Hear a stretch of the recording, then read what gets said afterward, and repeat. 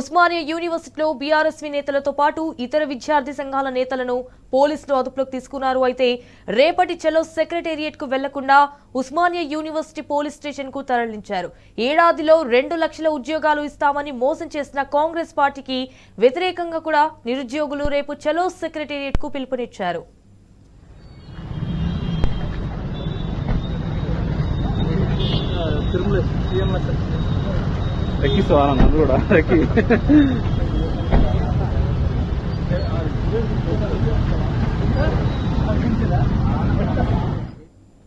ఇక నిరుద్యోగులు రేపు చలో సెక్రటేరియట్ కు పిలుపునివ్వడంతో ప్రభుత్వం ముందస్తు అరెస్టు చేస్తోంది. ఇటు ఉస్మానియా యూనివర్సిటీలో బీఆర్ఎస్వీ నేతలతో పాటు ఇతర విద్యార్థి సంఘాల నేతలను పోలీసులు అదుపులోకి తీసుకున్నారు.